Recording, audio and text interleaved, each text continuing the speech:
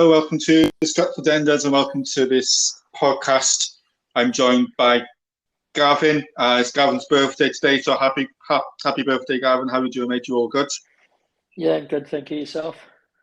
Yeah, not too bad, thank you. So we're going to be discussing the potential new manager of Manchester United who's coming in at the end of the season. We're also going to be discussing where it's all gone wrong at Manchester United so far this season. So, Gavin, I believe that you've got some stuff together in regards to. Go ahead and talk about that. Yeah. So, from what I can gather, there's supposed to be a meeting taking place today with John Murtough, Richard Arnold, and Ten Hag.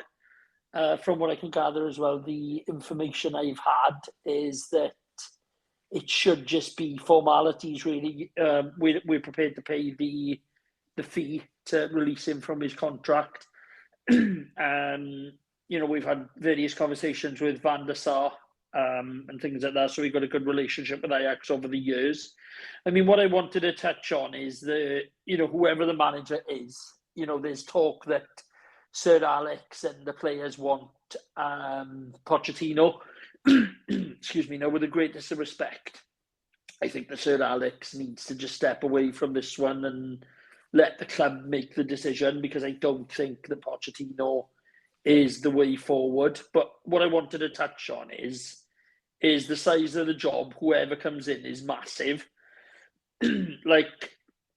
For me, Ten Hag needs to do four things, because after we signed Varane and Sancho and Ronaldo in the summer, we all expected a title charge. Let's not get away from it. We all thought we were going to be title challengers. We were going to win everything.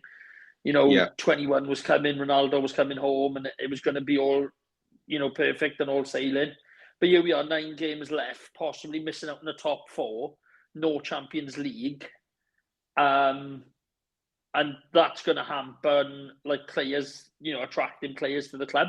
So if we don't get Champions League football, the likes of Harry Kane that have been linked, if Pochettino comes in, they're not going to want to do that and join us. But I mean, for me, the 4 things that I want to touch on, what Ten Hag needs to do, is to firstly establish a clear philosophy and system. And what I mean by that is everybody needs to know their job. Everybody needs to know their job and roles, and all singing from the same hymn sheet. Now, he's done that at Ajax, whereas, with United over the years, it's been lacking severely. I think that's something that we've been lacking since Sir Alex left. Yeah, but I mean, when you look at Ranić and stuff like that, Ranić's come out and he's actually said, he doesn't know what the likes of Darren Fletcher and Mike Phelan do. He's saying that there's people in roles at the club and he doesn't actually know what their roles are. And, yet they've been running the club under Ole and things like that. I think we need to make Old Trafford a fortress again, losing to City, Middlesbrough, Atletico Madrid and Liverpool. Old Trafford, as you know, and as fellow Reds will know, used to be a fortress where opponents would only just pull up at the ground and they would strike the fear of God into them, and they'd lose before they even walk onto the pitch. But now I feel that when fans and other clubs come to us, they just smell blood and they think, they're there for the taking. We couldn't even beat Villa, Everton and Wolves at home, which would usually be, they'd be chewed in to get points. We've struggled against teams like that. Rashford, I think whoever comes in needs to get him firing again, and maybe an injection of freshness is what he needs. He needs picking up off the floor and fresh motivation. And maybe somebody like Ten Hag, who believes in youth coming in, will, with his philosophy and things like that, perhaps he'll get Rashford firing on all cylinders, like what we need. Yeah, just to quickly touch on Marcus Rashford, obviously we all know what Rashford has been through over the last year or so. Obviously the heartache of us losing the Europa League final and then him missing the penalty for England. He's had a really tough season. And there seems to be a divide from Manchester United fans at the moment. Half the United fans wanting to stay and half United fans want him to go. And I've been reading a few stories over the last couple of days. He's been heavily linked with a move to Barcelona and a few other top European. Do you think, obviously, it's a case where the club are considering selling Marcus? Do you think that's just general transfer stories? I think it's general transfer stories. I mean, there was talk that Liverpool were interested in him. Now, as we know from Marcus, he's United through and through. I mean, I've got no worries about him going to Liverpool or anything like that. I don't think he would ever leave us to go somewhere like that. But, perhaps he's looking for a move. I mean, I'd hope that he's not, because, on his day, he's a fantastic footballer. But I just think that, like, over the time frame and things like that with Marcus Rashford, I think he's just generally sort of like struggled with form, and I think he's burnt out. I think that, like, if I was Ranić now, I would be sitting down with him and I'd be saying, look, I'm going to give you some time off. Still train, but just literally like bring others in and just not play him and just give him chance to, just clear his head and decide what he wants, because maybe he doesn't know what he wants. Maybe he is disillusioned with life at Old Trafford, as we all are, because when, we all knew when Sir Alex retired that it was going to be difficult, but like when you look at what we've gone through, and the fact that, Ole, for all his flaws, he was bringing some kind of stability there, and Rashford seemed to enjoy playing under him, and then it's like, he delayed his shoulder injury to play for England in the Euros, which I don't think has helped him. As you said, then he missed a penalty in the Europa League final. He went to the Euros, got to the final with England, missed a penalty in the final for England, and I think he's just carrying that burden, as well as an injury, and as well as just, playing too much football and being too involved. But who knows? I mean, Marcus Rashford is, he's a bit of a mystery at the moment. You never know what you're going to get with him. He was in the UFC on the weekend with Brandon Williams. Being seen in the press and things like that, especially after, Gary Neville touched on it on Twitter this morning, saying that the players shouldn't really be out in the public eye. I agree with it to a sense. But, at the end of the day, they're human beings and they've got lives, and that, at the moment, we are not in training. I mean, we're the only club that's not in training. It seems to be that the hierarchy of the club have decided to give the players an extended break off. Yeah, well, we haven't got a game though until, was it the 2nd of April against Leicester? So maybe it is a good thing to let the players go and spend a bit of time with their family and then go and play a few rounds of golf and take their mind away from what's going on here at United. And hopefully, when they come back, they'll come back fresher and ready to fight for that top four. Obviously, it's going to be really difficult for us, I think, to finish in the top four. So I think Arsenal's form over the last few weeks has improved, and obviously they got games in hand over United as well. So can you honestly see us finishing top four this season? No, I can't. You look at Spurs yesterday. Spurs looked. I know they played West Ham yesterday, but they looked really good yesterday. As you said, Arsenal have come into form recently. And I just think that,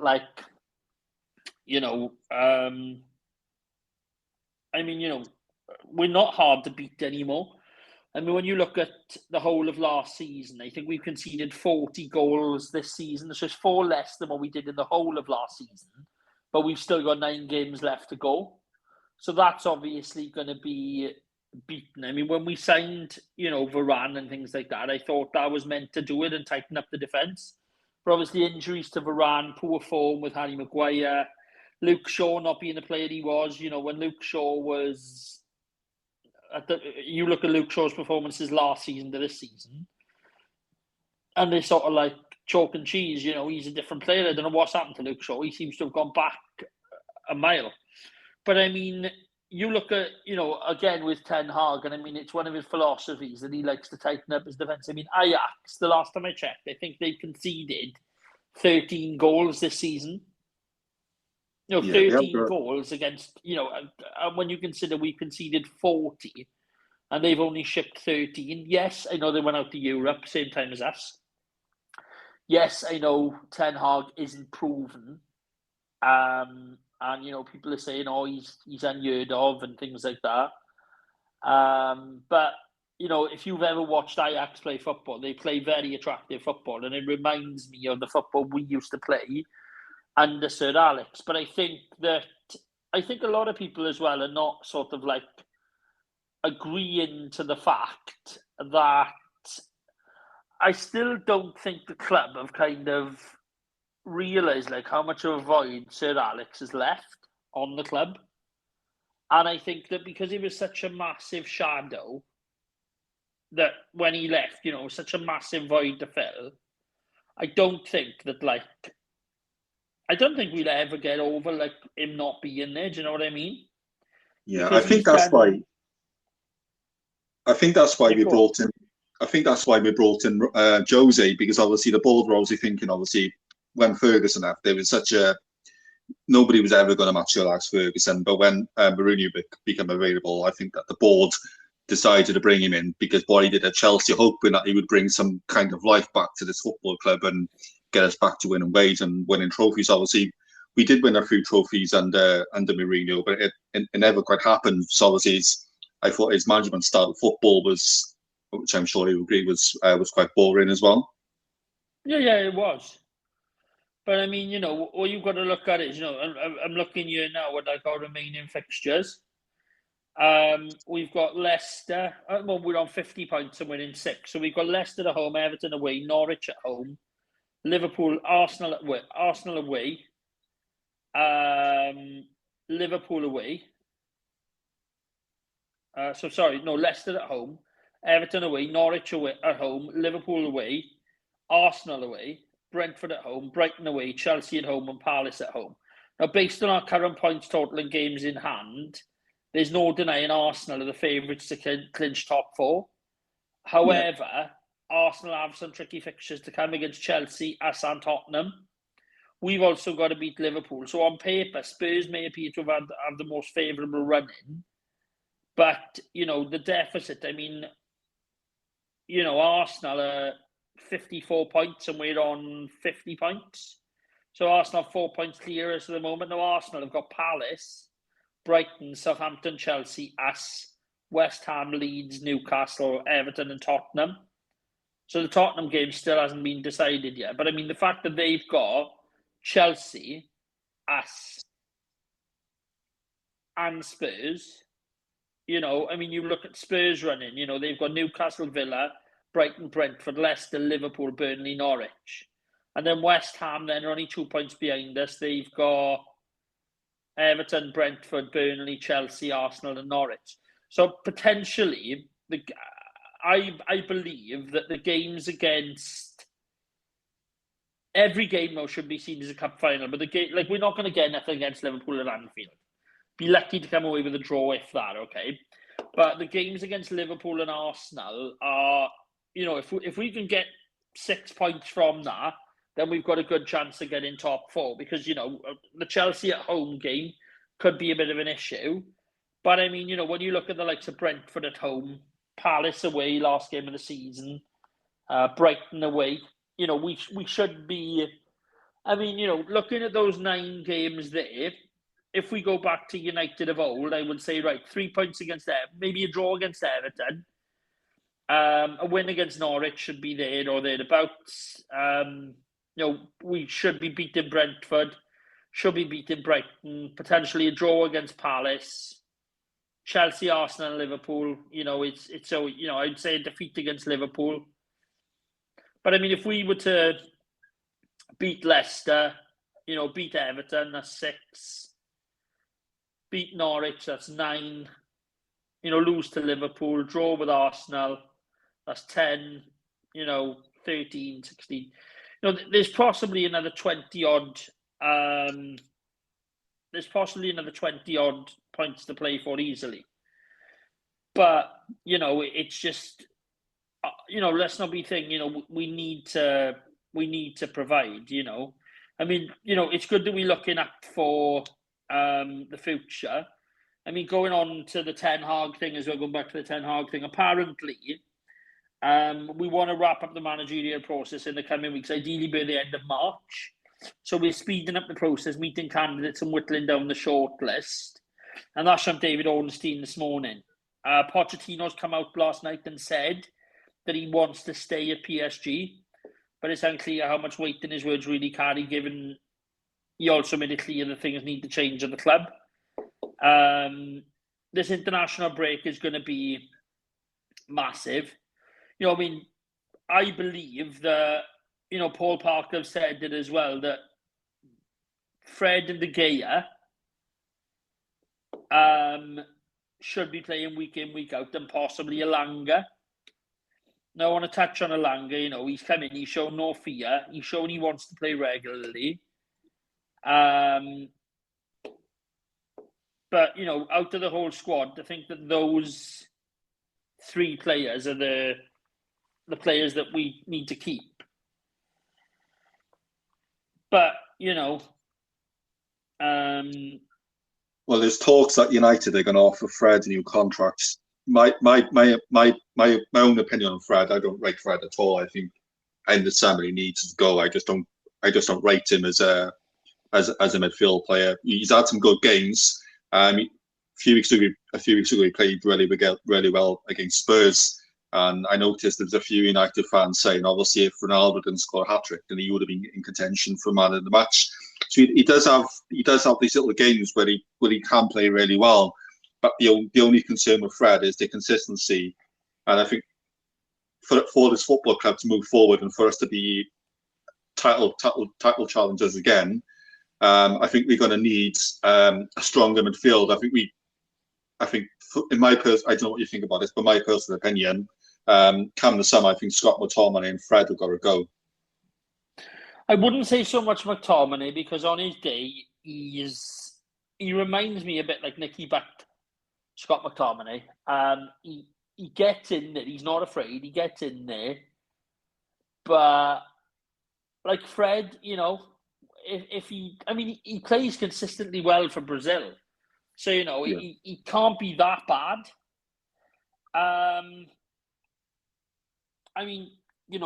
That's my opinion. He can't be that bad. There's been times where I've said to you, it feels like we've had 10 men on the pitch with Fred playing. But, he's come into his own the last couple of weeks. But McTominay, I would keep him around. Because he reminds me of Nicky Butt, as I said, in his style of play, the fact that he's not afraid to get stuck in, he's not afraid to put a foot in, he's not afraid to leave a foot in. But if we can get somebody as equally as tough alongside him, then I think we'll be okay.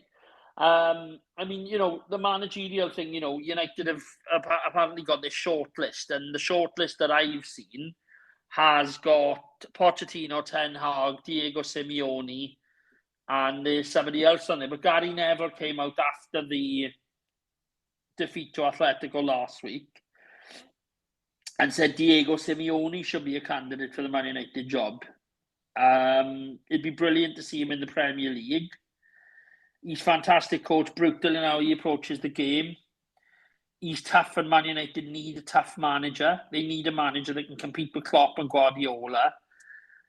They need someone who can stand on the touchline and feel equal to them, and I think Simeone could. I wouldn't rule out Simeone at all, but I think Ten Hag and Pochettino would be the way forward, because they'll want a progressive coach that plays a certain way. That's probably a little bit cheaper and available. But he's saying, I don't know if you watched Liverpool and Forest yesterday on about midfield, but James Garner, he's doing fantastically well for Nottingham Forest. And Roy Keane was talking about him yesterday. It's his second season on loan at the City ground. But Roy Keane said he's been singled out. Roy Keane basically said about James Garner yesterday. What was it he said? He just said he likes to dictate the place. It's a little bit deeper. Tough game for him today against Liverpool, but great way to learn. But, you know, we've already signed as well. I don't know if you've read it, but there's a youngster from Brighton, Toby Collier. Yeah, I read that. Yeah. Yeah, we've signed him. He's a 3.5-year deal. He failed to agree new teams on a new contract with Brighton. He impressed well on trial with United. He's a defensive midfielder. Talks have progressed. He's captain England under 16 and under 17 levels. And he just said, delighted to join this great club. Can't wait to get started. He's only played once this season in Brighton's academy, but he made 25 appearances last year. And Chelsea was said to be interested in him as well. But, you know, like for me, there's like the under 23s as well. There's you know, I think his name is, what's his name? Alejandro Garnacho. Like they say, you know, he could make his debut for Argentina next week. You know, Zdenek Iqbal, Charlie Savage have already made their debuts. But he's done quite well in the youth prospect. He's a defender, he is. But I mean, in terms of Ten Hag, you know, there's supposed to be a meeting with him today. United have said they want to wrap it up by the end of the month. I mean, I don't know. You know, they've said that they want to wrap it up by the end of the month. Pochettino's come out and said he wants to stay at PSG. So, you know, things are looking, you know, he's like Ajax won yesterday. You know, I think they're 2 points clear of the nearest challenges. But he said if they do what they have to do, they won't counter-attack. It's a condition to play good pressing. So he likes the press, which is what Ranić likes. But, you know, like Van der Sar's already hinted the plans could be in place for Ajax to appoint a new manager. What did he say, Van der Sar? He's actually come out and said that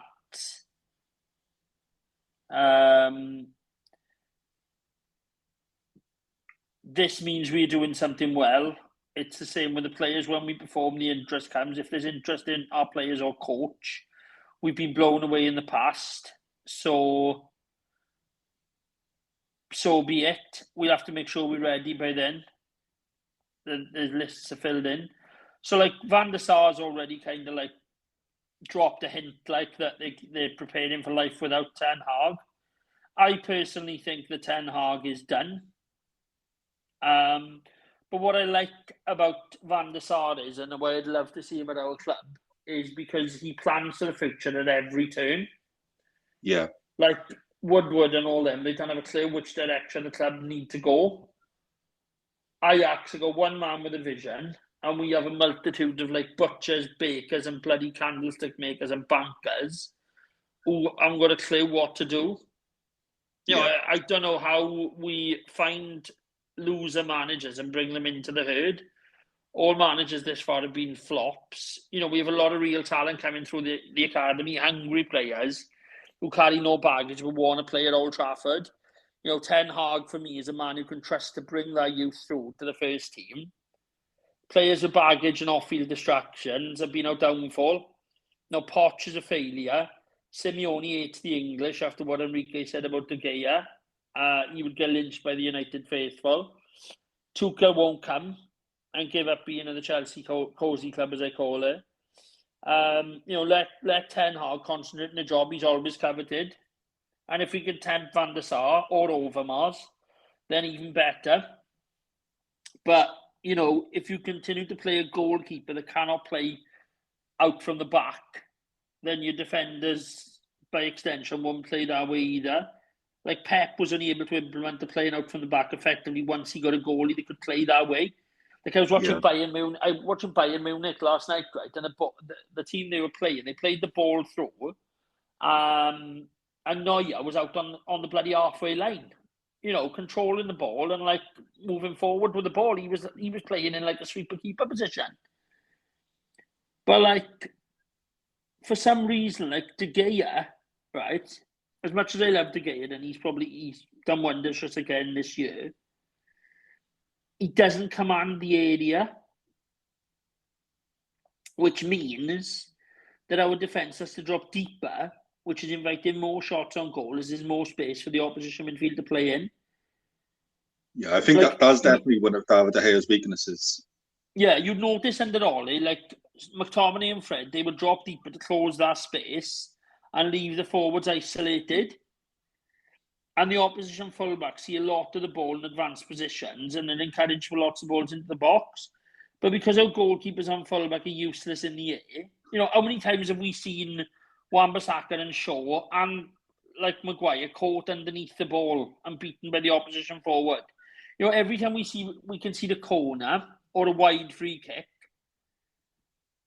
De Gea seems rooted to his line and he's scared of coming into taking control of that penalty area.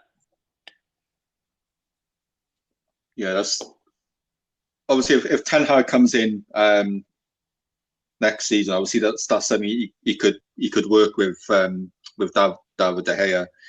Just touching on David De Gea as well, I did read an article on him yesterday saying he's in his last 18 months of his contract and the club yet undecided whether they want to offer him a new deal. And obviously, for me, David De Gea is probably been one of the best players this season so far.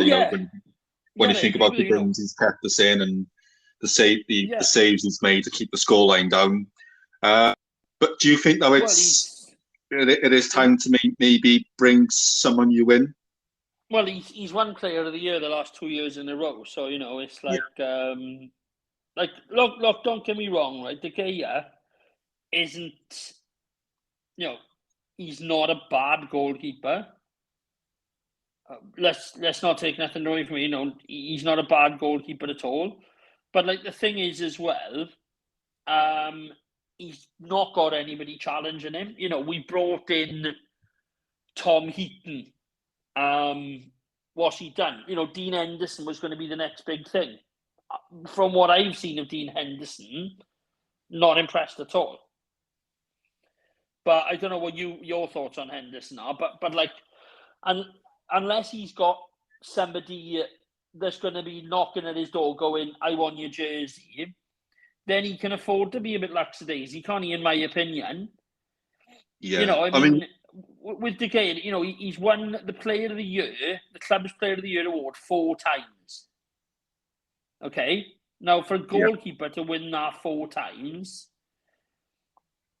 that's not, he was doing a United fans Q&A recently. I don't know if you've seen it with him. And somebody said to him, what it would mean to win it again. And he was like, yeah, it's very special for me. I appreciate a lot of the love, the fans and the support. If I can win another one, it would be amazing. But the first thing is to try and win big trophies as a team. If you win, it means you did a great season with great consistency. And this is the most difficult thing in football, being very consistent. He said, I think the whole season I've been in a very good mode. I've been playing at a high level, helping the team as much as I can.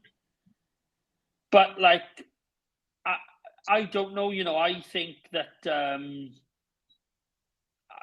we need to bring in a new goalkeeper to potentially challenge De Gea and like Henderson and there's talk then that we're going to be signing. I think it's Sam Johnson, who used to play for us at the end of the season.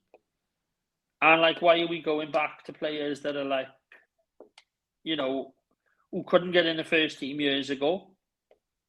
Yeah, that's something I don't get. What like just going back what you said. Why we think about bringing back ex players back to the club? We should be thinking forward and bringing in new exciting players, players who've never played for the club before. Just going what you mentioned there about Dean Henderson. When he was at Sheffield United, I thought he did really well there. But I think he is more suited to a team like Sheffield United than he would be at Manchester United. I think he would struggle at United. I know he had an opportunity last season. I'm sure you remember when David De Gea went through a bad patch and Dean Henderson was getting game time. But he's now David De Gea is back he's pretty much back to his best again this season. I just don't see how Dean Henderson is going to break into this Manchester United team and be United's number one goalkeeper for the next 5-10 seasons. No, that's what I'm saying. It's like we've not got anybody that you can go, well, hang on a minute. If the guy is playing rubbish, we can leave him out, and so can come in, and we'll feel comfortable. Yeah. Do you know what I mean? We haven't got anybody like that. Going back to the structure of the club as well, obviously we're talking about Ten Hag and obviously the future. And I know we've gone off topic a bit and sort of like broken down the squad a bit, which is a good thing. And I'm sure we'll do that in a future episode as well, where we just literally, tear the squad down position by position and go, this is what we, in our opinions as fans, this is where we need to change. But for me, it's been a year since John Murtough and Darren Fletcher were handed new roles at Man United. Now, for me, the next 12 months will define their success, because when they came in, everything appeared to be finally right on track. Murtough became the club's first ever football director, which we called about for years. And Darren Fletcher was appointed technical director. Now, the roles that had needed filling for years. Now, Murtough, a lot of people don't know about Murtough, but he tends to operate under the radar. When you look at like Woodward, Woodward used to make light of where he was and things like that, didn't he? Whereas Murtough seems to get things done, under the radar. He just goes, does what he needs to do, and he doesn't like flaunt it about. And Darren Fletcher, he appeared to fit the ethos of United under Ole Gunnar Solskjaer, but they were expecting time to get their feet under the table. They were disabused of that notion. Both have had plenty on their plate as they look ahead to second years in their respective jobs. But, what they're saying is last summer's successful transfer window, the one just gone now, that's been set in motion before Murtaugh's appointment, although he played a role in presenting the club to new recruits. But as the season has gone on, the demands of a football director have seemed to hit home. They were involved in the interview process to recruit an interim manager. Now, Murtough had a previous relationship with Ten Hag, because he spent time studying the Red Bull network of clubs. So it might yet be the Ranick's consultancy role would offer an ideal sounding board for Murtough. But what they're saying is the appointment of him hasn't been a success. I knew that it wasn't going to be a success, him as manager, because he hasn't managed the club in many years. His role is upstairs, and where he does well is in that role as a consultancy role. Whoever, they've got, the club have got to get this appointment in the summer right. Yeah, they've got to get it. It's got to be spot on. It can't be just bringing in a manager just for the sake of it. It's got to be a manager who's going to be coming in for the next at least 10 seasons to build this football. But you say 10 seasons, right? I don't think that. I think gone are the days now where I think 3 or 4 seasons at a club now is seen as a long tenure. I don't think you're going to have a manager at a club for 10, 15, 20 years like the likes of Arsene Wenger, Sir Alex. I think that's gone now. I think 4 years now is a long time for a football manager at a club. Do you not think, though, if you bring in Ten Hag, then it would be seen as a long-term?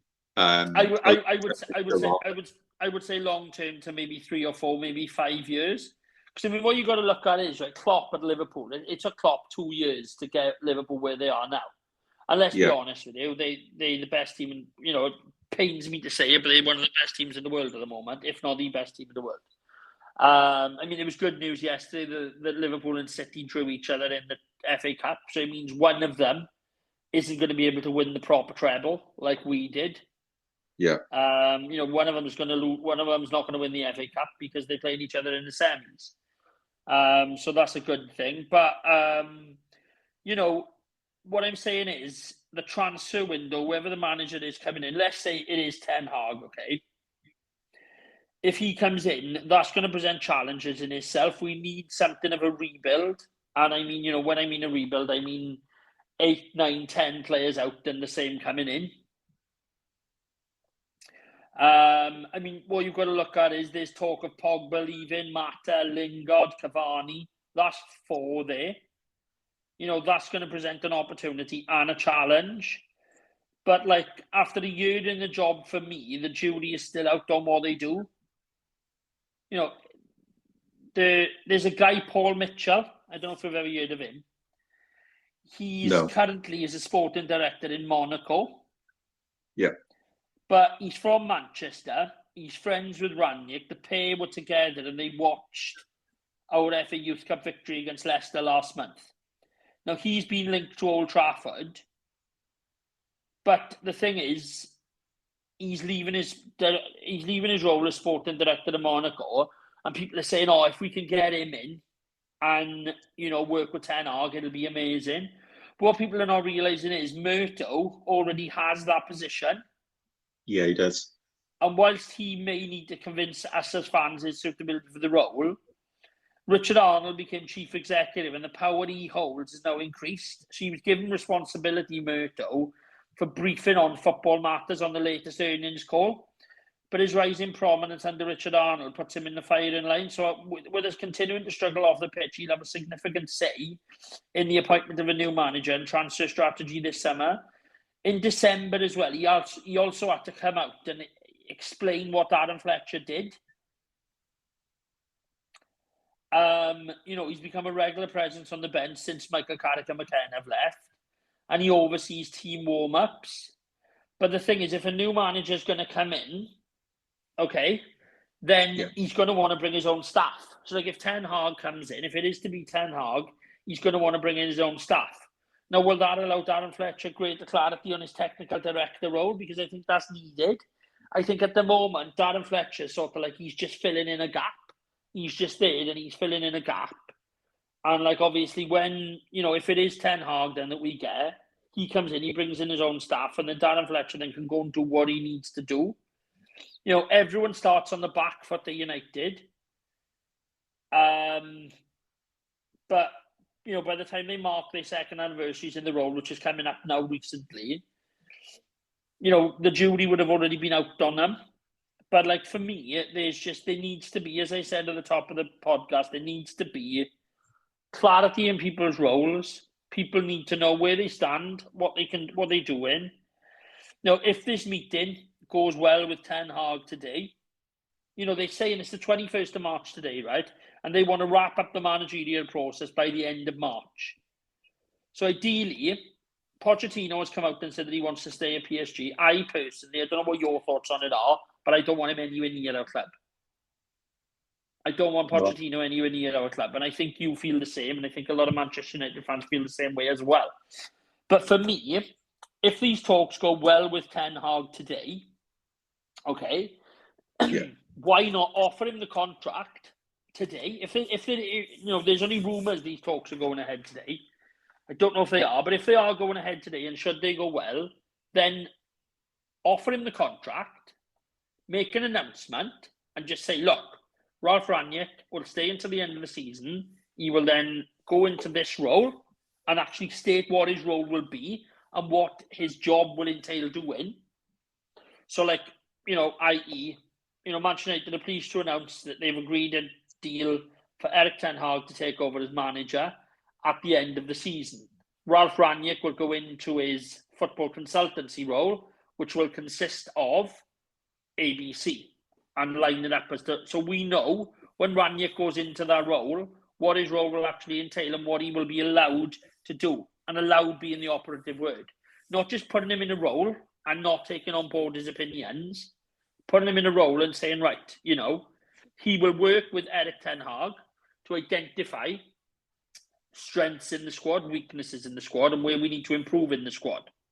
So then he is obviously focused on his Ajax job till the end of the season. Us as fans know that's who our new manager is going to be. We can start to prepare for life under Ten Hag. Players that are temporary, players that maybe I'm in an ardent of a not knowing, i.e. Ronaldo. because at the moment he's still undecided whether or not he stays, even though he signed a 2-year contract. So the club should have the balls to basically turn around and say, well, hang on a minute, you signed for us for 2 years. You don't tell us that you want to go at the end of the season. You signed a 2-year contract with us. You were here for 2 years, which I think is ridiculous, especially if the money that he's on is true. As much as I love Ronaldo, he shouldn't be holding the club to ransom by going, well, I'll tell you if I want to stay at the end of the season. It depends who comes in as manager. It should be, well, look, the manager's in. This is the manager. And, like it or lump it. But, we will see. But, it gives players then who may be thinking about their future, i.e. Marcus Rashford. It gives him, a bit of clarity then, and he knows, right, this is the manager that's coming in. Maybe Ten Hag, if it is Ten Hag, can give him a call and go, look, this is what my plans are. This is what I'd like to, this is where I see you fitting in. This is what, I see you, this is where I see you. And, for me, it gives the club then chance to build on. They know then, right, Ranić's going upstairs end of the season. That's what he'll be doing. And then state, Darren Fletcher will go into this role and he will do this. Chris Harmus, who's with Ralph Ranić at the moment, he will leave the club or he will stay on in this role. Do you know what I mean? And integrate them into the youth setup or whatever have you. But I think this meeting, whether it be today or whatever, I mean, the fact that they want to make an announcement by the end of March tells me that they pretty much know who they want to be the next manager, and they are fairly confident of getting the next manager to be, the right man for the job. But, I don't see the harm in announcing it now. So, at least we know then, right, when the season ends, yes, Ralph Ranić did a good job. He can go into his new role and do what he does best because he's done really well at other clubs. And then we can allow then, the new manager to come in with his own philosophies and, things like that. And, go from there. But, like he was watching cricket in Dubai. Ranić was yesterday, watching England play in Barbados. But Avram Glazer, who I detest, was in Dubai to discuss launching a Manchester United cricket team. And then Ralph Ranić's out in Dubai watching cricket. But listen, it reeks of the Glazers, doesn't it? Just trying to, just getting more money. Well, we've seen took over. They don't seem to care what actually happens at the pitch. What matters to them is what revenue they can bring in for themselves, to put money into their pockets. And there'll be fans out there thinking, well, they're allowed to make money, they're allowed to make profits. Yeah, they're allowed to make profits, but it's the way that they've run the club since they've come in. And just touch on all the points you just said there, I agree with what you said. Obviously, this club needs a structure. I hope that we do. I hope that the club, to hold this meeting with Ten Hag today and they announce it by the end of the month. Because, like you said, that will give the fans, we know who the manager is going to be. The players are going to know who the manager is going to be at the end of the season. And obviously, then, like you said, some of the players who might be doubting whether they or thinking they might want to leave. Players like Ronaldo, Rashford. I think Paul Pogba has already made his mind up. I think Paul Pogba is going to leave regardless of whoever the next manager is. But I think it needs to happen over this international break, because once we've got the new manager in, then we can start concentrating on the summer and what players we need to ship out, what players we need to bring in. Yeah.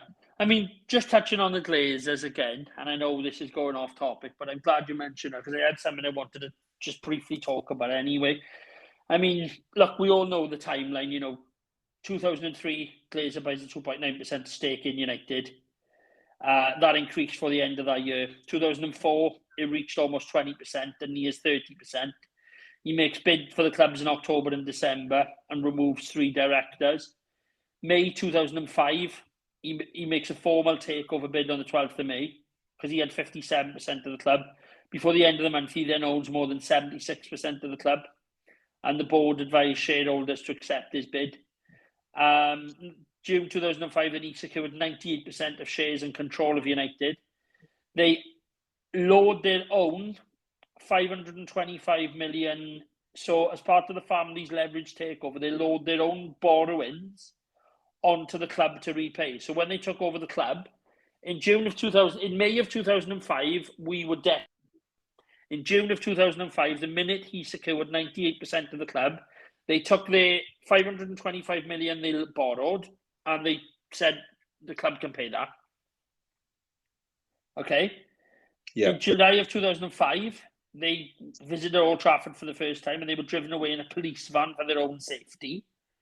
2006, you had the Love United 8 Glazer stickers and put on seats and things like that. 2010, then the Green and Gold campaign began.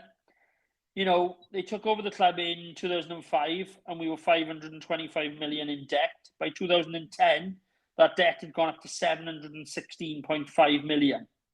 They, as a family, they took 10 million out of the club in management and administration fees and borrowed 10 million in the year previously. For the year ends, they paid off a high-interest hedge fund of 220 million debt, which accrued 16.5% interest, and they raised a 504 million in a bond issue. They then started trading shares on the New York Stock Exchange, and they made 75 million selling a portion of their shares. 2014, then Malcolm Glazer dies, and the Glazer family sell 12 million shares for $17 each, making another 129 million pounds. In December, Edward Glazer said he was selling 3 million of his shares, and they ruled out selling Man United for at least 5 years. So that was in 2014. Yeah. 2015, 6 children of Malcolm Glazer, who had previously died the year before, would have been paid £15 million, more than £15 million every year from the club. There'll be a dividend made to shareholders. 2017, they raised another £56 million made by the Glazers. 2018, their takeover had drained out of United. So when they took over in 2005, I think it was. Yeah. 2005, June 2005, they took over. And by May of 2018, they had drained out of the club more than £1 billion in interest, cost, fees and dividends. The latest dividend then in 2019 paid by the club is revealed to be 23 million, of which the 5 Glazer brothers and their sister shared 18 million of that. The debt then in 2020 had increased to 429.1 million. Yeah. In March 2021, he put shares worth more than 70 million up for sale, Avram Glazer. Debt went up then 16% to 455.5 million after the pandemic. Obviously, April then, you know, it was talk of the Super League, and then, you know, United fans broke into Old Trafford and things like that. And we all know what happened there. But yeah, do you know what I mean? It's like they've refinanced the club to the hilt. And they just, so yes, you know, people say, you know, how much, or, you know, like Liverpool fans say to me, oh, you know, they bought you Ronaldo, they bought you this, they done that. And yeah, you know, they have. You know, they did, you know, but let's take nothing away from it. They've still ruined the club. Yeah, I mean, they have heavily invested in the. We can't sit here and say they haven't invested in the squad over the years since 2005, since they came in, because they have. But I think a lot of that money, when you think about, especially since Sir Alex has left, a lot of the players that we brought in as being, you know, very, very poorly invested. You just think, you know, the players that we moved on and the money, the millions that we've lost out on by reselling these players. I'm just sticking to the Glazers. Well, you mentioned it after the all the Super League nonsense come out. all the promises that the Glazers made to the fans, those promises to this day, they've come. The promises. No, I'm glad you brought that up, because there was they, as you said, there's a new fan-based initiative plan put in place which offers supporters the opportunity to buy shares and have voting rights on major decisions. They've intended to install floodlights and an all-new seater stand in Carrington. They've also given Old Trafford a paint job. They've brought in high-quality players such as Sancho, Varane and Ronaldo to supplement the promising group of players in an attempt to make title challengers become title winners. That was only done to appease the fan base after the Super League. The only reason why Ronaldo was brought in was to please the fans. Yeah, definitely. They've never actually sat down with the fans and said, look, what do you want from us as owners? Yeah, Liverpool have been given the green light to begin construction on their 60 million Anfield Road stand expansion. Okay. Now, I think you touched on it on the Stretford Enders Facebook page the other day about plans to knock down Old Trafford, redo Old Trafford, or to knock down Old Trafford. Now they are saying there's 3 redevelopment options for Old Trafford. Okay, apparently they've been looking at. So their first one, there's acres of land on the site, as you know. Yeah. There's acres of land around Old Trafford where they could build it. They're either going to rebuild the south stand, extending it up and over the railway line that runs behind it, which I think they should do. Or they're going to talk about revamping the south stand is the preferred option to the club's owners, because it's anticipated that developing would result in Old Trafford's overall capacity being around 80,000. But they've also said, apparently they're in the final stages of tendering proposals from architects and engineers who've sketched out what the future would look like. But what they're saying is any rebuild could take 2 years. But then they're saying apparently that if they were to knock down the stadium, it's been there for 112 years. I don't think knocking down and rebuilding Old Trafford should be done, personally. And I don't think the Glazers would do it because it's going to cost them a ridiculous amount of money. And we know that the Glazers don't like spending their own money. So unless they can refinance it in another way.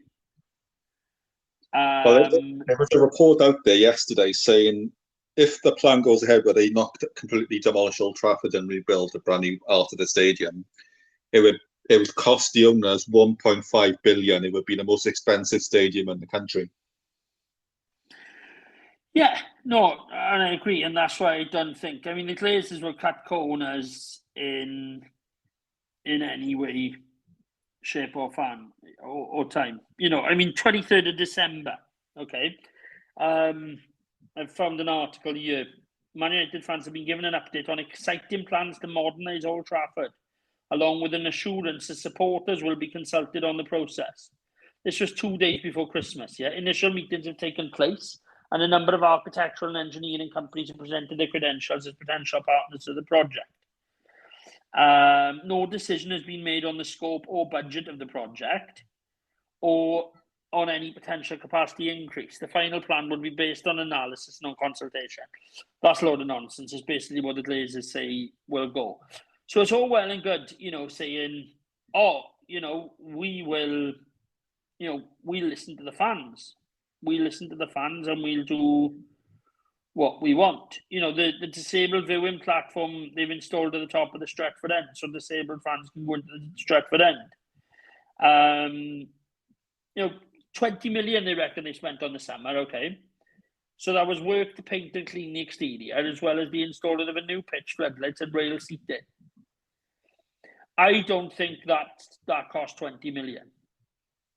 No, I don't. They said we spent about 20 million on a new pitch, floodlights, changing rooms, the rail seats. But for me, that's only the start. We do recognise the need to invest even more in Old Trafford. So why haven't they fixed the leak in the roof? You know, why haven't they? They're doing little things like this to just keep the fans at bay and just, you know, oh, we'll give them Ronaldo, we'll do this, we'll do that, they'll go away. They'll forget about this, they'll forget about that, and they'll go away. For me, okay, as much as I love Ten Hag to come in, I don't think whatever manager comes into Manchester United, I don't think it's going to make a blind bit of difference whilst we've got these scumbag owners in charge of our club. Yeah, I totally agree. And just to quickly touch on one of the points you mentioned a few minutes ago, you know, when an owner comes to a football club, you know, they should be sitting down and asking the fans what they want. And like they should have said to the fans, you know, what do you want to see? What happens at this football? We should have had to say what players come in, and they would have then made the decision whether what would have been possible and what happens with the stadium, the academy, and everything involved in Manchester United. But we'd all agree it's never happened with these owners. You know, they just agree. No, and they'll say, "Oh, yeah, we want our fans to have a say on what goes ahead." But yes, they will listen. You know, they'll take the fans' points on board, and they're the type of owners that'll turn around and go, "Yeah, we'll take on board what you said. However, we're going to go down this route because it's better for the football club." Fans will just go.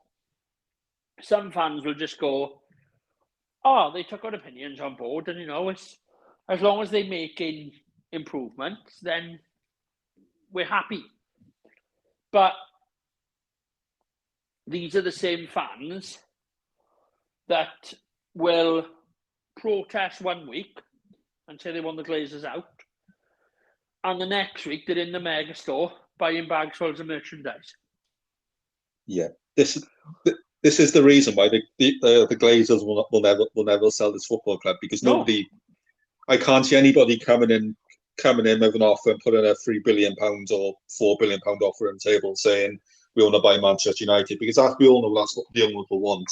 They'll want at least 3 or 4 billion even before they could consider selling. And even then, I don't because they want to clear off their debt and they want to line their pockets as well. But let's be honest here, right? Let's take nothing away from it. We are still, as much as people won't admit it, we are still one of the biggest supported clubs in the world, if not the biggest supported club in the world. So, do you know when people are saying on like social media, boycott Old Trafford, boycott the games, don't do this, don't do that?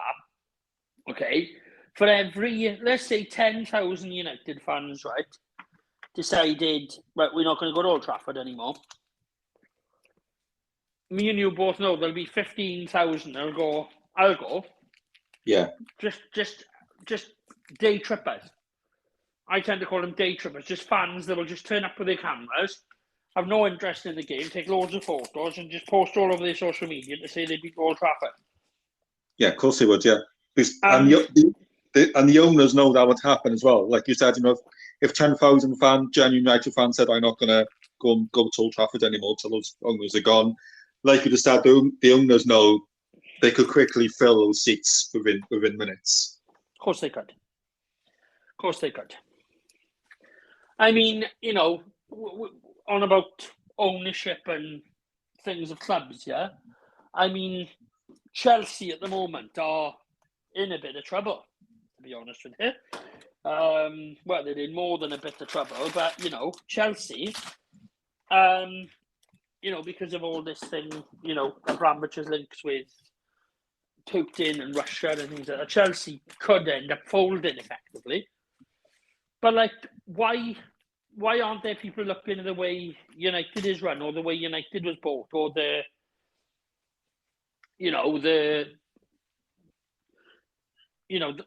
lack of, like, you know, what's the word I'm looking for? Regulated, like why wasn't United's takeover regulated? And, you know, the way the club, you know, the club was bought in 2003, and it was bought from money that was borrowed, or 2005. It was borrowed money they used to buy the club. That, you know, we shouldn't be, you know, they owned the club, 2005, the takeover happened, with 2022 now. So 17 years they've owned the club. and we're still in debt. That shouldn't be the case. You know, we're the biggest club in the world. We're one of the most profitable clubs in the world, and we're in debt. But, you know, that's my opinion.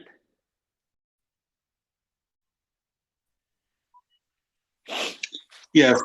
So just that then, Gav, obviously we've made some really good points throughout the podcast this afternoon, especially yourself in regards to giving this information with Ten Hag and the points that you've made on the owners as well. I just want to spend the next 2 minutes finishing up just to get your opinion on where you think it's gone wrong for us this season. Where do I think it's gone wrong?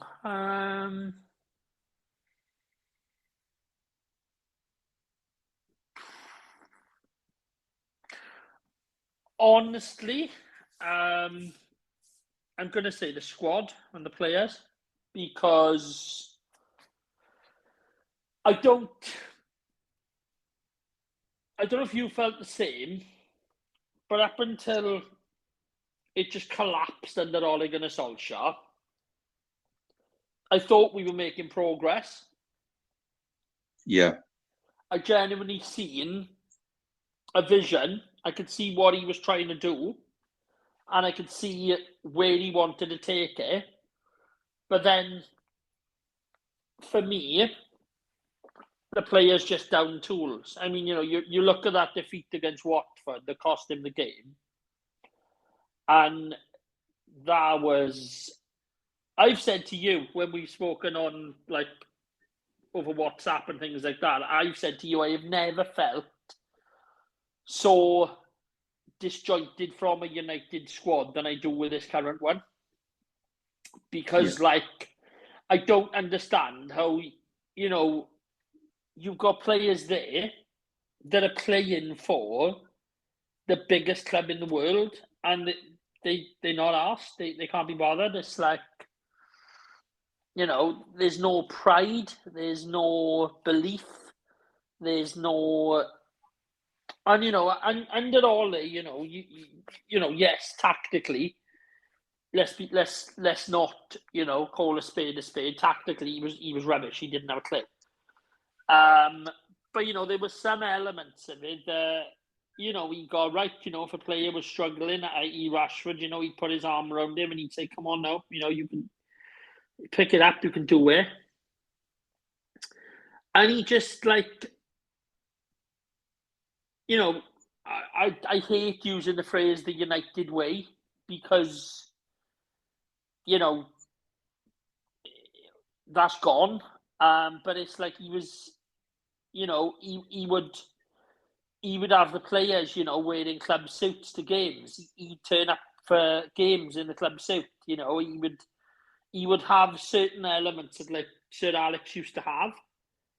And whether or not it was a case of him bringing them in at a time where, you know, they're no longer applicable to the game, or they're no longer, you know, outdated, should we say. I don't know, I blame the players for it going wrong, because, you know, he never once came out and slagged those players out. No once. For all their bad performances, he would always say, "Look, it's on me. I picked the team. It's on me." He would never sort of, like, let those players take the blame, and maybe he shielded them from it for far too long. And then you've got Ralph Furness come in, and Ralph will say, you know, he'll tell her as it is. If a player's playing rubbish, he'll say, "They're not good enough." You know, he's taken off Ronaldo. You know, he's made massive decisions in games that even I've, like, sort of, like, scratched my head and thought, why is he doing that? But, you know, it seems to have worked out. But yeah, I blame the squad, because, like, you know, and again, you know, when Ranić came in, you know, they kind of down tools on him as well. You know, players coming out and, you know, saying, "Oh, he's old fashioned in his methods." You know, all the leaks and things like that of, you know, team news and players being unhappy and things like that. at the end of the day, some of these players are paid a ridiculous more money than me or you could ever wish to earn in our lifetime. They are paid to play a football match for 90 minutes and train a couple of times a week. And, you know, it's like playing for Manchester United for some of them is a chore. And for me, it's like that needs to be eradicated from our club. And I think we need to, like as I said to you, I would play youth for the rest of the season. And I would, because they'll fight with heart, they'll fight with passion, they'll give everything for the club. And they want to do well. But leave them go at it for the rest of the season and see what they do. Because I tell you what, it can't do no bad, can it? No, imagine I was a first teamer. You're the likes of sort of like Jesse Lingard, okay? You imagine somebody like Charlie McNeil now comes in, grabs the opportunity by the scruff of the neck, and goes through and gets helps us get top four. Yeah. Like if I was a senior player or seen as a senior player, I'd be embarrassed that like somebody younger has come in and done a better job than me. Not that it's a bad thing, that somebody more, younger, more hungry has come in and proved themselves. But like as an established first team, I'd be like, well, I ain't letting that happen. No, I'm not losing my place to some 17-year-old kid. But like, and I think that's something that we got. Yeah. The current crop of players that we got, I just think that they don't care if they lose their place. And I think that's something that needs to be brought in from out into the season to show a few of these players that they're not bigger than the football club, and the club will go on without them. So I think it's something that Ralph Rangnick should do. Do I think he'll do it? Probably not, because we're still fighting to finish fourth, and I think he'll want every single first team player fit to make sure that happens. Where I think it's gone wrong for us this season, I don't think Ole Gunnar Solskjaer should have been manager at the start of the season. Some people shoot me down for that, and the reason I say that was because the fact that we had an opportunity, he had an opportunity to win us a trophy last season with the Europa League, and the way we went into that final, he might come out and say himself that he got it wrong tactically. No, I agree with you. To be honest with you, with the Europa League final, I kind of thought then the players they're not playing for him no more. Do you know what? You're right. Maybe he should have gone in the summer. Yeah. But then at the time, I don't understand why when we got rid of him, right? I don't understand why we replaced a manager with an interim manager. And now the interim manager's only until the end of the season, and we're going to potentially get a new manager coming in. Now, this again all stems back to how the club is run. Yeah. If the club was run correctly, as soon as Ole was sacked, if that was a Liverpool or a Chelsea or a Manchester City, they would have been like, right, who can we bring in now to salvage our season? No, we'll go for the cheap option. We'll get somebody in that we can give a position in a few months' time when the new manager comes in. Perhaps they wanted Ten Hag at the time of Ole being sacked, and perhaps conversations took place. And perhaps Ten Hag said, I'm not moving mid-season. Come to me towards the end of the season and we'll look at something. And perhaps that's why they did. I mean, we'll never know. But perhaps that's why they went for an interim manager, because they knew that Ten Hag would be available at the end of the season. And obviously, by them announcing Ten Hag now, with 2 months of the season left, it's not as much of an impact on them. Because, Ten Hag may have already sat down. Listen, we're talking here as if Ten Hag's a done deal. It's not yet. But if it is to be Ten Hag, Ten Hag sitting down with his squad in March and saying, look, guys, at the end of the season, I'm going. That will spur the players on then to right, let's win him the title before he goes. Whereas if he sat down with them October, November and said, look, guys, I'm leaving next week. I'm going to be the manager of Manchester United. Ten Hag has said that he won't leave the club mid-term. Ten Hag has always said, if I'm in a project, I'm in it until, if I decide to leave, it wouldn't be until the end of that season. Ten Hag have always said that he wouldn't leave mid-term. So I genuinely think that they went for Ten Hag when Ole left and they were like, look, will you come to us? And he was like, look, I'm not leaving yet. Come to me at the end of the season and we'll talk. Hence why the talks today now are ongoing with, a month left of the season. It's not too bad for him to leave now, is it? No, this is why I think we should have gone in for him last summer, because I think we would have been sitting here now having a completely different conversation. Going back to what you said about, we sacked Ole Gunnar Solskjaer and we brought an interim manager. Like you said, that wouldn't happen at a Man City, Liverpool or Chelsea, because they would do the right thing for the club and get a permanent manager in there and then, so then they can start moving forward. But like you said, But then, what if let's say it, and I'm not sticking up right for Ole, right? Because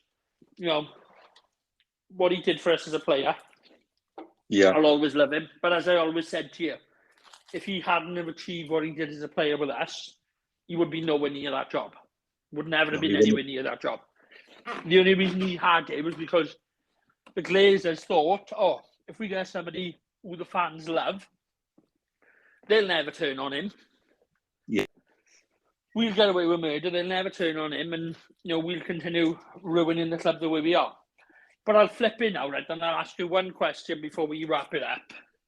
Okay. Let's say we'd gone for Ten Hag in the summer. Yeah? Yeah. What would your thoughts be if we were in the position we are in now, but instead of Ole and Ranić getting us there, it had been Ten Hag that had got us there in his first season?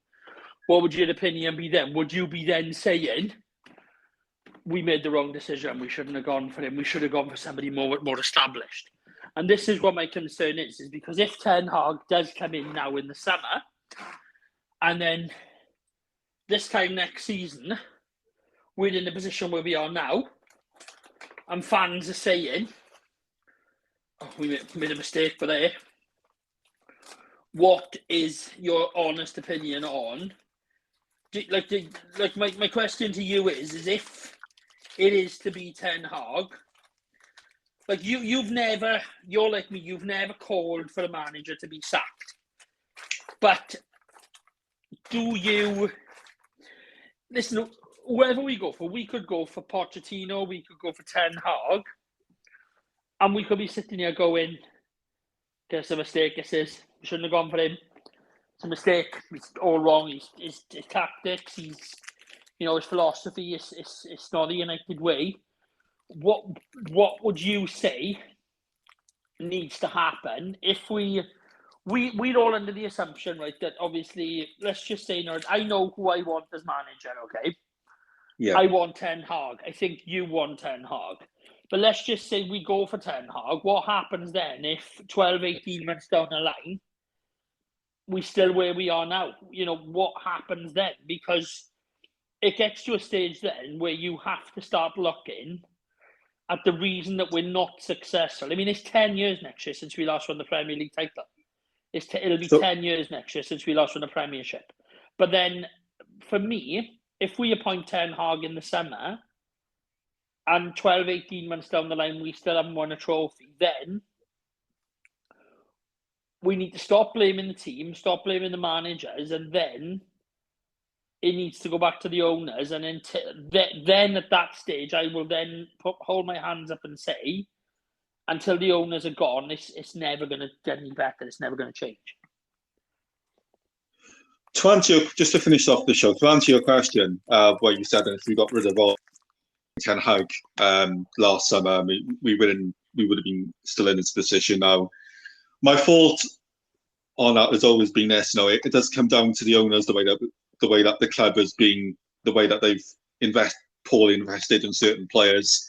But it also comes down to the players' attitudes, because we've seen players leave this football club and they've played like they've played 10 times better than they've.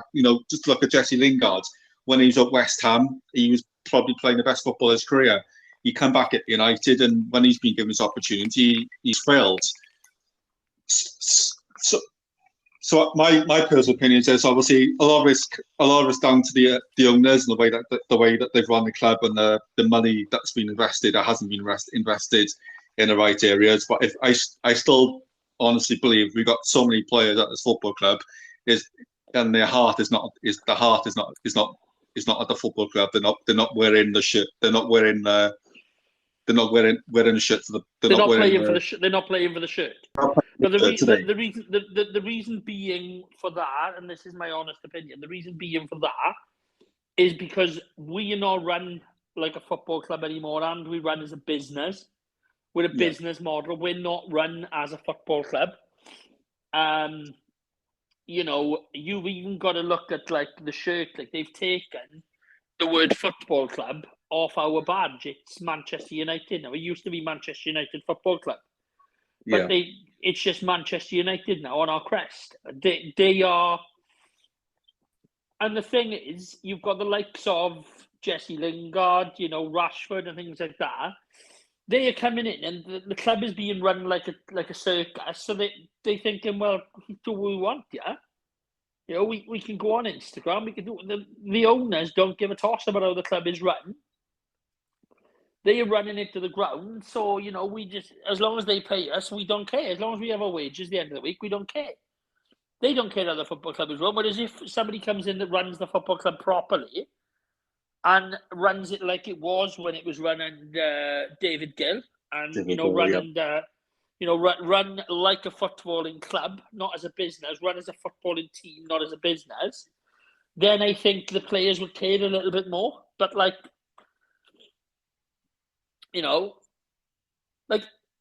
you're in work, right? If your boss says to you, right, you mess up, right, you've got a visit, right, in work, and you mess up that visit, right?